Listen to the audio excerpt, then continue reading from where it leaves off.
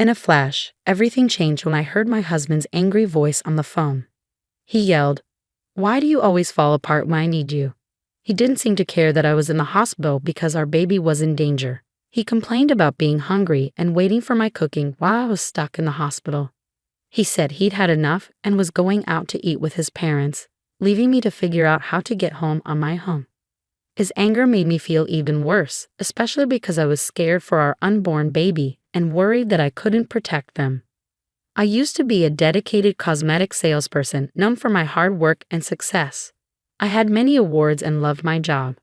Meeting my husband felt like a dream come true, and our relationship quickly turned into marriage. When I found out I was pregnant, I had to make a tough choice. Leave my job to avoid the risk of miscarriage, thinking about what was best for our family's future. As my pregnancy progressed, my husband's support seemed to disappear. What used to be excitement turned into frustration. Simple tasks became overwhelming for me, and I struggled to meet his expectations. He would ask, "Where's my lunch?" and then criticize the simple sandwiches I made, saying I couldn't handle smells. He dismissed my difficulties with, "Pregnancy is not an illness," making me feel alone in my struggles. This was so different from the man I had fallen in love with. He stopped coming to doctor's visits and showed less concern for the household chores that were becoming too much for me. Our home, once filled with love and respect, felt like a constant battle as I tried to protect both myself and our baby. I hoped that we'd eventually find our way back to understanding each other. Maybe he's just tired and stressed from mentoring a new person at work. I kept telling myself that once the baby is here, his busy schedule will ease up and we'll settle into a good routine as a family. I reassured myself, whispering "okay," while gently touching my growing belly, trying to stay positive despite the challenges with my changing body and our strained relationship. Things between my husband and me haven't improved. On top of that, my in-laws have started showing up unannounced, which has added to my stress. They criticize the cleanliness of our home and worry about how we'll manage with the baby, but they still expect me to serve them food right away. I feel overwhelmed and unprepared, and their visits always end with disappointment. My husband never stands up for me and seems to agree with their criticisms, making me feel like I'm not good enough.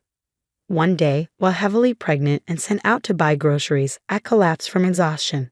I woke up in the hospital, having passed out from overdoing it, but thankfully, our baby was fine. The doctor said I needed to rest for a few days.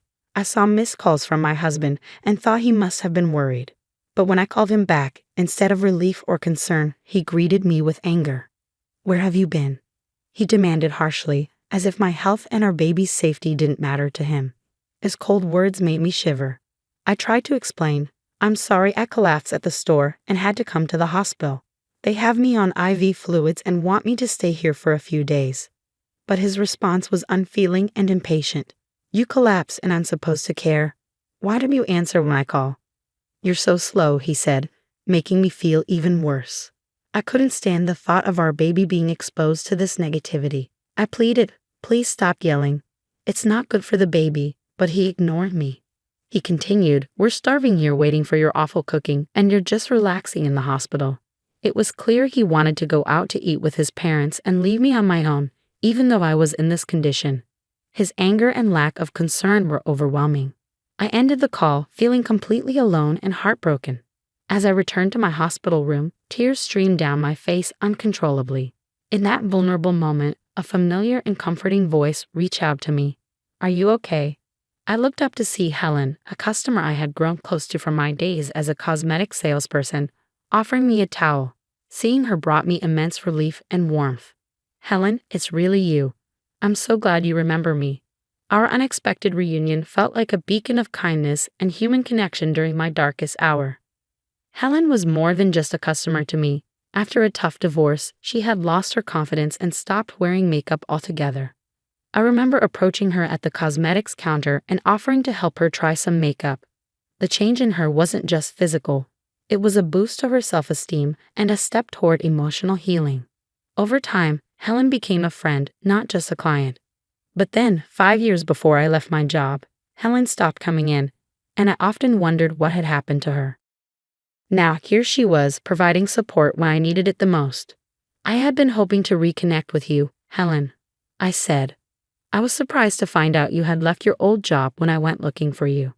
I'm sorry for just showing up out of the blue, she replied. I had been working abroad.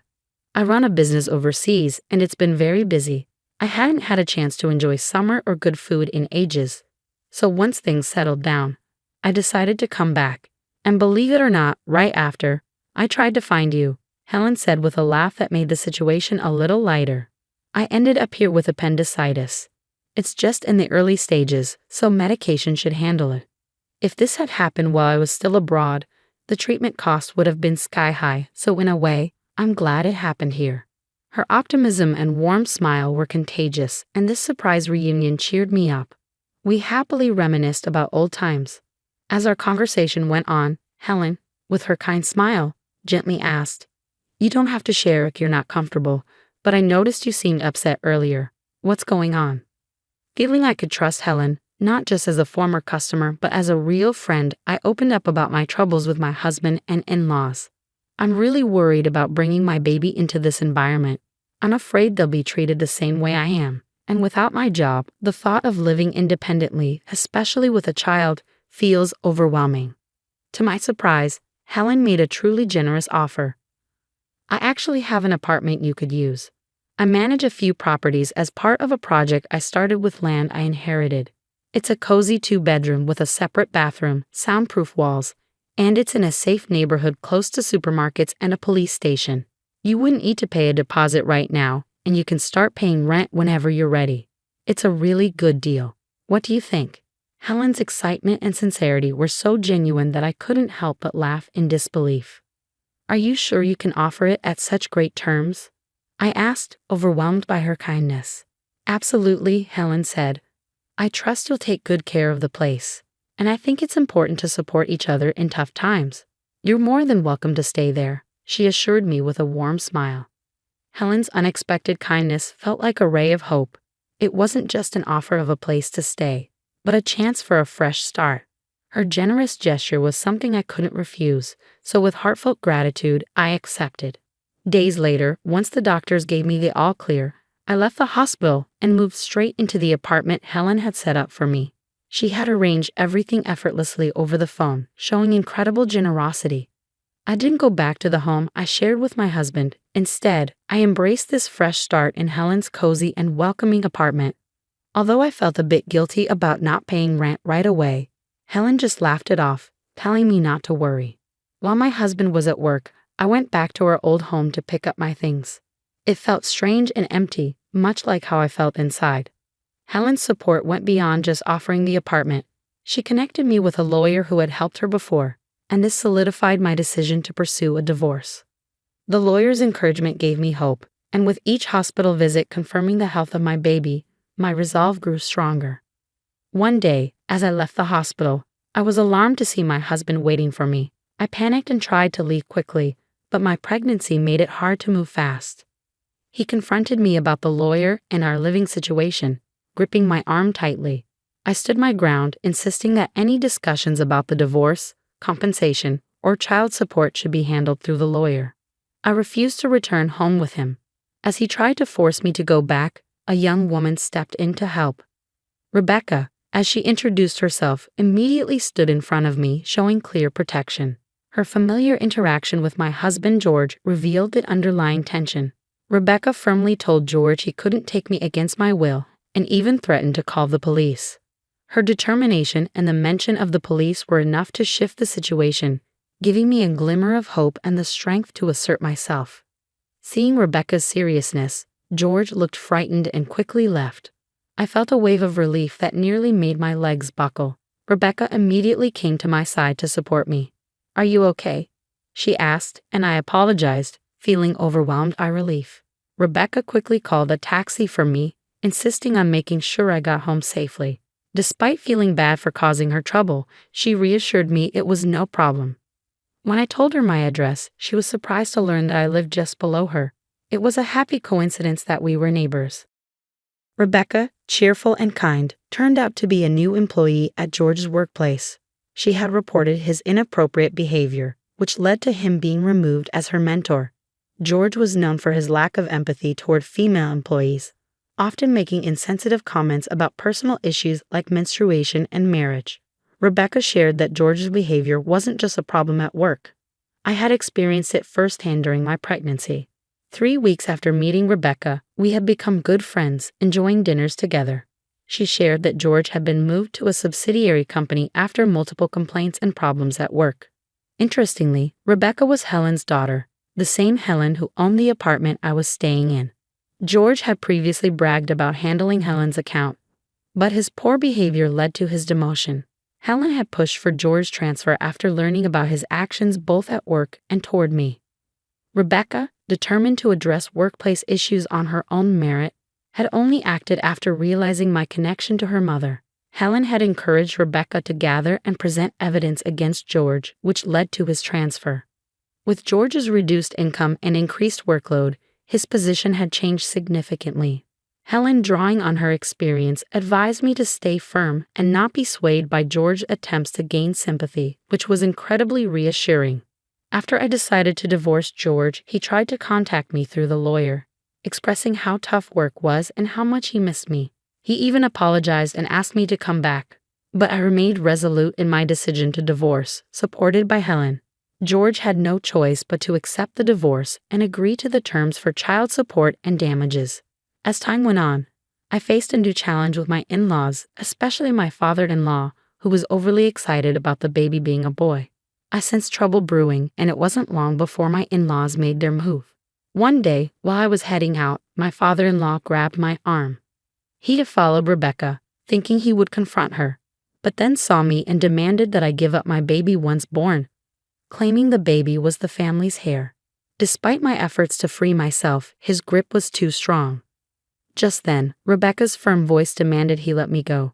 In a swift motion, she used a judo technique to throw him. Rebecca, a top-ranked judoka with national titles, had mastered judo to protect herself and her mother during difficult times. She confronted my father-in-law, criticizing him for ignoring George's actions and trying to interfere in my life. She defended my right to start over and made it clear that their meddling was unacceptable. The sound of approaching sirens revealed that Rebecca had called for help before coming to my rescue.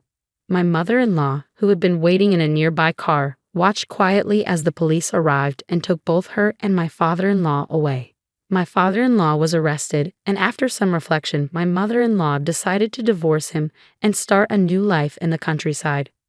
George tried to persuade his mother to let him come with her, saying he was fed up with his job and the family drama, but she firmly rejected him. Through the lawyer, my mother-in-law sent her apologies and left some money as a gesture of goodwill. Helen explained that it's common for people to feel lost after leaving a marriage and that the money was likely her way of apologizing and supporting my son's future. I was surprised by her support, given her past behavior, but grateful for her attempt to make amends. After finalizing the divorce, I gave birth to a healthy baby boy. My mother-in-law chose to live in the countryside, preferring solitude over staying with George. When my father-in-law was released from custody, he found that the house had been demolished by my mother-in-law before she left. He ended up moving in with George, which only led to more problems and eventually caused George to resign from his job due to a damaged reputation. Despite the upheaval, child support payments continued to come in reliably, likely managed by Helen and the lawyer. Rebecca was recognized at work for her efforts and became a project leader, earning admiration from her colleagues. Helen's projects, including women-only properties and housing for foreigners, were thriving. As for me, once my son was old enough, I planned to return to work. Helen had offered me a position at a new high-end cosmetics store she was opening. She continued to support me and showed affection for my son, as if he were her own grandchild. Rebecca also made time to visit us. Both of them reminded me of the strength and kindness that had carried me through the toughest times. I was determined to be as strong and protective of my son as these incredible women had been for me.